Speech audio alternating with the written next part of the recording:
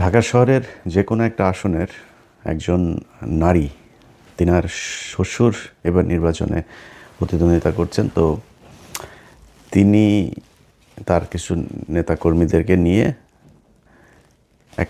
তাদের এক অফিসের ভেতরে, অফিসে না, তার এক বাসায় তারা এক মিটিং করছে। তো সেই মিটিংয়ের ভেতরে এটা কিছু ভিডিও ফুটেজও আমার কাছে এসছে। তো ভিডিও ফুটেজটা সব শেষ তিনি দিতে না করেছেন, কারণ হলো ওইখানে খুব স্বল্প সংখ্যক মানুষ ছিল, আর রুমে সিসি ক্যামেরা ছিল, তারা খুঁজে বের করে ফেলতে পারে যে কোন ভিডিওটা আমার কাছে এসছে। তো ভিডিওটা আর দিচ্ছি না। যাক, এরকম মনে হয় আপনাদের এলাকাতেও হয়তো অনেকের এরকম কর্মশালা চালু হয়েছে। আমরা গেল 2 মাসের ভেতরে যদি নাকি বিএনপির কিছু লোকজনের আঞ্চলিক উঠান বৈঠক, নিজস্ব ঘরোয়া মিটিং, এমনকি জনসভার ভেতরে আমরা বক্তব্য দিতে শুনেছি যে এই নির্বাচনে ধানের শীষের বাইরে যদি কেউ যায় তাহলে তারা এই করবে সেই করবে, এর সরাসরি হুমকি দিয়ে করা হয়েছে। আবার হিন্দু ভোটারদের বাড়িতে গিয়ে আপনার দেখলাম তাদেরকে হুমকি দেওয়া হচ্ছে যে তোরা তো আওয়ামী লীগ করতি, তোরা ভোট কেন্দ্রে যাওয়ার দরকার নেই, আর ভোট কেন্দ্রে গেলেই সামনে এসে তারপরে দিতে হবে, এই ভোট দেওয়া লাগবে, সিল মারা লাগবে, এরকম নানান ধরনের হুমকি টুমকি দিচ্ছে। আওয়ামী লীগের লোকজনকেও এরকম হুমকি ধমকি দিচ্ছেন। তো এইসবের প্রেক্ষিতে একটা মানে কনক্লুশনে আসা যায় যে বিএনপি চেষ্টা করবে যে তারা নির্বাচনের দিন ভোট কেন্দ্রে নানান ধরনের কারচুপি করার, জোরপূর্বক মানুষকে সিল মারতে বাধ্য করা। তো বাংলাদেশের মানুষের কাছে আমার অনুরোধ থাকবে যে আপনাদের এই দেশের প্রতি অনেক দায়িত্ব আছে। ধরেন আপনি আমেরিকাতে যদি বা পশ্চিমা যেসব দেশের আপনারা অনেক ভিডিওতে সুন্দর সুন্দর শহর দেখেন, এখানে মানুষ অনেক দায়িত্ব পালন করে তার হাতে। কারণ আমি নিজেও ঢাকা শহরে যখন ছিলাম, পানির বোতল দিয়ে পানি খেয়ে ধরেন পানি শেষ হয়েছে, সেটারে ফুটবলের মতো লাথি মেরে আরেক দিকে ফেলে দিয়েছে। চকলেটের খোসা, সিগারেট, এইসব।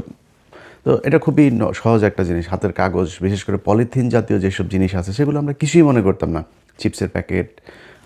তো এটা এখানকার পশ্চিমা দেশের যেখানে সুন্দর সুন্দর শহর দেখেন, দেশ দেখেন, তারা এটা করে না।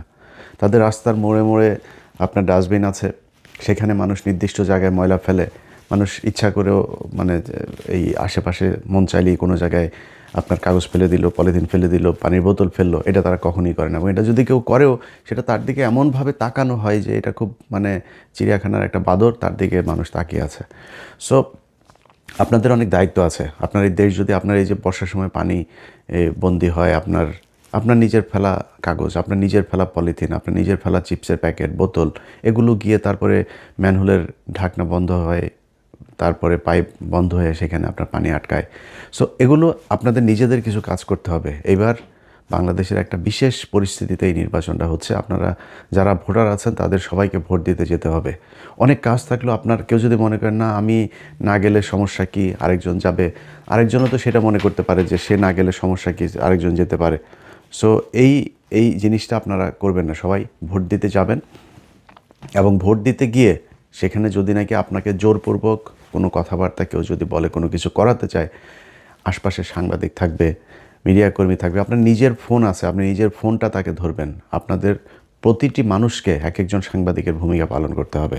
যে এখানে কেউ আপনাকে ডেকে এনে তারপরে বললো এই যে আপনার ভোটার আইডি কার্ড দেন, আপনার দেন, আপনার নাম্বার নিয়ে গেল, বা আপনার বললো যে আমার সামনে ভোট দাও বা এই মার্কায় ভোট দাও। কোনো দলকে, আমি কোনো বিশেষ দলের পক্ষে বলছি না, কোনো দলকে, কোনো দলের প্রার্থী, সেটা জামাতের কোনো প্রার্থীও যদি হয় তাকে ধরবেন, তাকে ধরে সেগুলোই করবেন। আচ্ছা, নির্বাচনের দিন আমার যেই ইমেলটা আপনাদের কাছে আছে 15 মিনিটস বিডি, আমি স্পেলিং করি আপনার 15minutesbd@gmail.com, 15minutesbd.com @gmail.com। এখানে আপনারা গুরুত্বপূর্ণ ভিডিও নির্বাচনের দিন পাঠাতে পারবেন। আপনাদের পাঠানো ভিডিওগুলো আমরা প্রচার করব। সো সবাই ওই দিন নিজেদের চোখ কান খোলা রাখবেন, নিজের ফোনটা হাতে রাখবেন, কোনো কিছু ঘটলেই সেগুলো ভিডিও ধারণ করবেন। যে কোনো অনিয়ম, কারচুপি যে দলই করতে চাক সেটা আপনারা আমাদেরকে পাঠাবেন। এখন বিএনপিকে কিছু জিনিস বলি। ধরেন বিএনপির যেই আচার আচরণ, এটার সাথে 2018 সালের যে নির্বাচন সেটার কিছুটা মিল পাওয়া যায়। 2018 সালের নির্বাচনে এই যে আজকের চান্দা আব্বাস, চান্দা আব্বাস যিনি বিশাল ক্ষমতার অধিকারী, এখন নিজের বিরাট ভাবসাব মাস্তানি করে। এই যে সেখানে এমপি প্রার্থী নাসির উদ্দিন পাটোয়ারি, সহজ সরল একটা মানুষ, এর উপরে ডিম মারে, এখানে মারধর করে, ওইখানে ধাক্কাধাক্কি করে, নানান ধরনের সমস্যা তৈরি করছে তার প্রচারণায়। তো এই চান্দা আব্বাস নিজেরা এখন বিশাল ক্ষমতাশালী মনে করছে, অথচ এই চান্দা আব্বাসকে 2018 সালে বউ শুদ্ধ দৌড়ায় নাই, আওয়ামী লীগের ন্যাংটা পোলাপান এরা দৌড়ায় নাই এই বউ শুদ্ধ দুইটারে। যদিও সেই নির্বাচনে মির্জা আব্বাস এই আওয়ামী লীগের সাথে আতাত করেই তিনি হ্যাডম দেখিয়েছিলেন, কি হবে, কতটুকু যাবে, কতটুকু গেলে কি হবে, এগুলো সব কিছু তাদের পাতানো। ধরেন কোনো এমপি মন্ত্রী কেউ বের হইতে পারে নাই বিএনপি, শুধু মির্জা আব্বাস আর চান্দা আব্বাসের বউ, ওনারা বের হতে পেরেছেন। সো আমরা এগুলি বুঝি। উনি পুরো আওয়ামী লীগের সময় ওনার ঢাকা ব্যাংকের পুরো প্রফিট নিয়ে তারপরে বাজার করেছেন। তো তিনি যেই নির্বাচনে গিয়েছেন আর আওয়ামী লীগ তাকে এমনিতেই তিনি এইভাবে সাহস দেখিয়ে তারপর গিয়েছেন, এটা না। এরপরে কত কান্নাকাটি মিডিয়াতে, এগুলো আপনারা মির্জা আব্বাসে দেখেছেন। আজকে তাদের বিশাল ক্ষমতা। তো এই যে ক্ষমতাগুলো দেখাচ্ছে, 2018 সালে আওয়ামী লীগ ঠিক একই ধরনের ক্ষমতা দেখিয়েছে, কিন্তু সেই আওয়ামী লীগ যে ক্ষমতাটা দেখিয়েছিল সেটার সাথে এইবারের পরিস্থিতির বিস্তর ফারাক। আপনি আওয়ামী লীগ যা করেছিল সেটা বিএনপির পক্ষে বা জামাতের পক্ষে করা সম্ভব না। কেন সম্ভব না সেটা বলি। ধরেন 2018 সালে বিএনপির যে প্রার্থীরা ছিল তাদের নির্বাচনে নিয়ে আসা হয়েছিল মূলত পার্টিসিপেটরি একটা ইলেকশন হবে, ইনক্লুসিভ একটা ইলেকশন হচ্ছে, এটা ইন্টারন্যাশনাল মিডিয়াকে দেখানোর জন্য, যারা নির্বাচন অবজারভার যারা আছে তাদেরকে দেখানোর জন্য, তারপরে বিভিন্ন সংস্থাকে দেখানোর জন্য যে এই যে দেখো সবাই নির্বাচনে অংশ নিয়েছে। এবং তাদের সাথে একরকমের এই যে মির্জা ফখরুল, তারপরে এই যে ডক্টর কামাল, 73-এর চোরাই এমপি, তারপরে হইল গিয়া এই যে গামছা ডাকাত, ওই যে কাদের সিদ্দিকী, তো এই কাদের সিদ্দিকী টিদ্দিকী এগুলো সব মিলে আওয়ামী লীগের সাথে একটা কনস্পিরেসি করে তারপর বিএনপিকে নির্বাচনে নিয়ে গেল। সেই নির্বাচনের ফলাফল কি ঘটেছিল, সেই আলোচনার নামে, সংলাপের নামে শেখ হাসিনা কি নাটক করেছিল আপনাদের সব মনে আছে। তাদের সবার স্বপ্ন ছিল যে নির্বাচনের দিন সব মানুষ নেমে আসবে, এসে তারপর একটা কিছু করবে। বিএনপির এমপিরা, বিএনপির মনোনয়ন প্রার্থী যারা প্রার্থী ছিল, সেই প্রার্থীরা জামাত ইসলামকে বলেছিল যে তাদের নিবে না, চেতনা, সেই চেতনা দেখাইতে যায় এই যে গামছা কাদের আর হইল গিয়া কামাল চোরা, এদের সাথে মিলে তারপর চেতনা দেখাইতে গিয়া জামাত ইসলামকে বাদ দিয়ে দিল।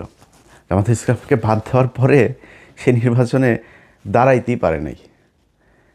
মানে গণফোরাম এই কামাল চোরার আর ওই গামছা কাদেরের দলে এদের পরিবারের মানুষ ছাড়া তো আর কেউ নাই।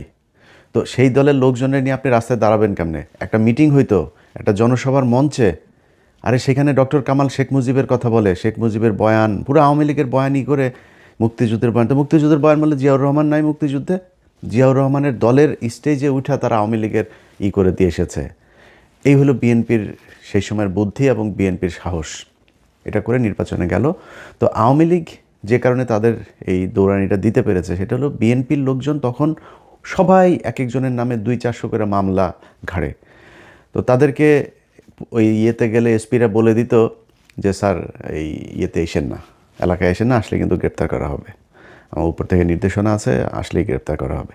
তো এমপিরা কেউ যাইতো না। অনেক এমপির সাথে কথা হইতো। এই যে আজকের ধরেন এই যে দুলু ভাই নিজেও এইটার ভিকটিম।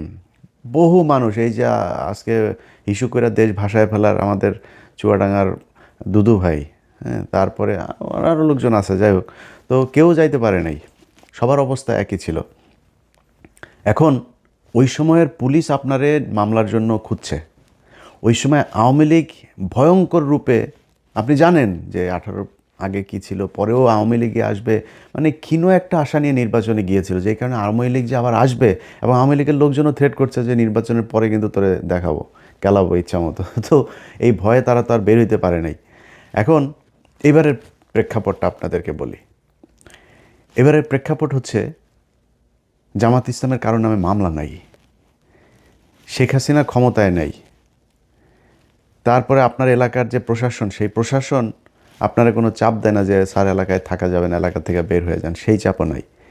সেনাবাহিনীর গুটি কয়েক তারা খুবই কোণঠাসা একটা পক্ষ ডিজিএফআই, তারা চাচ্ছে যে নির্বাচনে একটা কারচুপি করানোর জন্য, কিন্তু একদম মূল সেনাবাহিনীর যারা আছে, বিশেষ করে মধ্যম সারির অফিসার থেকে নিচের সৈনিক যারা আছেন, এদেরকে দিয়ে আকাম কুকাম আর করানো যাবে না। আমার বিশ্বাস এখন পর্যন্ত সোফার আমি সেনাবাহিনীকে নিয়ে নির্বাচনের পরে হয়তো একটা ভিডিও করব, এখনই কোনো মন্তব্য করছি না।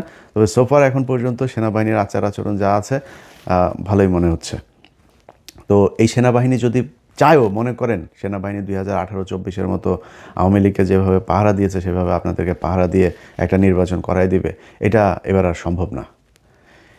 ওই জায়গায় সেনাবাহিনী যাইতে পারবে না, যাইতে দেওয়া হবে না সেনাবাহিনীকে। সো সেনাবাহিনী যেই অবস্থানে আছে এই অবস্থানে থাকলে, পুলিশ যে অবস্থানে আছে সে অবস্থানে থাকলে মানে থাকতে হবে। এরপরে আপনার এলাকার লোকজন নিয়ে আপনি মারামারি কট্টুক জামাত ইসলামের সাথে করতে পারবেন, বা জামাত ইসলাম চাইলে বিএনপির সাথে মারামারি কট্টুক করতে পারবে। তো হুমকিটা যেহেতু বিএনপির দিক থেকে এসছে, সে কারণে আমি জামাতকেই এখানে দ্বিতীয় পক্ষ হিসাবে নিচ্ছি। বিএনপিকে মাথায় রাখতে হবে 2000 সম্ভবত 21 না 22 সালে বোধহয়, না সরি 23 সালে বোধহয়, ওই যে ঢাকাতে আপনার হইল, একটা জনসভা হইল বিএনপির 10 ডিসেম্বর। 10 ডিসেম্বরের যে জনসভা, সেই জনসভাতে বিএনপিরে নিয়া কিভাবে হাসিনা ফুটবলটা খেললো, এই যে হারুন, তারপরে বিপ্লব, এরা এইখানে দিবে না ওইখানে দিবে, শেষে নিয়ে গরুর হাটে দিয়েছে, মনে আছে আপনাদের? ডিসেম্বরের 10 তারিখে নিয়ে আপনার গরুর হাটে নিয়ে এরপরে তাদেরকে সেই মিটিং করাইলো।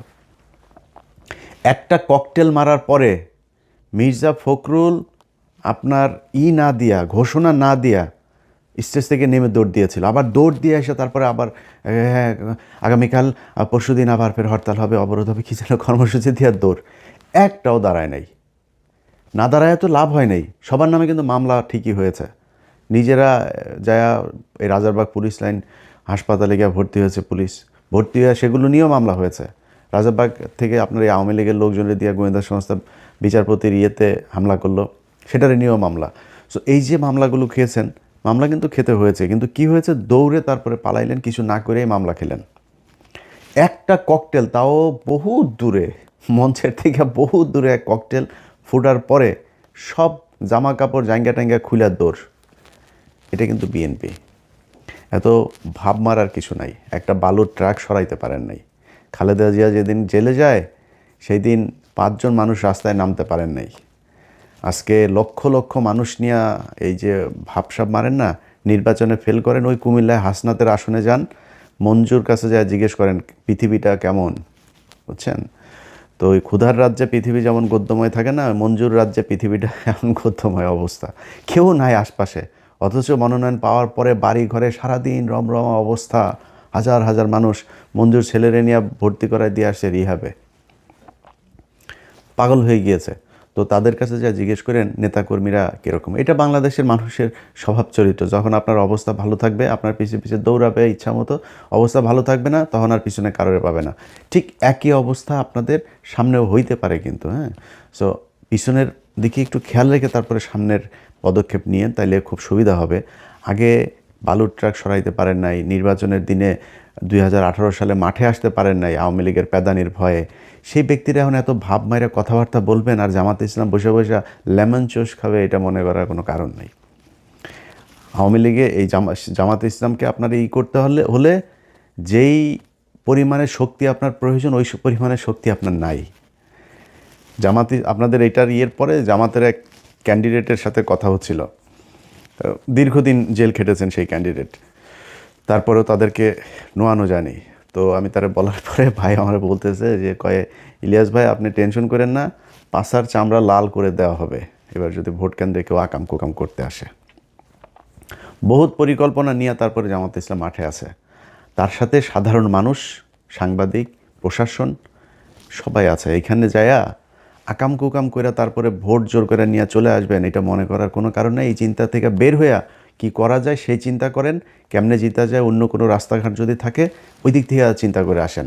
এই এমনে জোর করে তারপরে করবেন এটা মনে করার কোনো কারণ নেই। আর সবশেষ প্রশাসনের ভাইদেরকে বলি, প্রশাসনের কিছু কিছু লোকজন, এই আজকে দেখলাম যে সালাউদ্দিনের স্টেজে এক জজ সাহেব আপনার দাঁড়ায় আছে, আপনার তো এনে কাজ নেই ভাই, আকাম কুকাম জাউরামি আওয়ামী লীগের আমলে বহুত করছেন, আর জাউরামি করতে যায়েন না।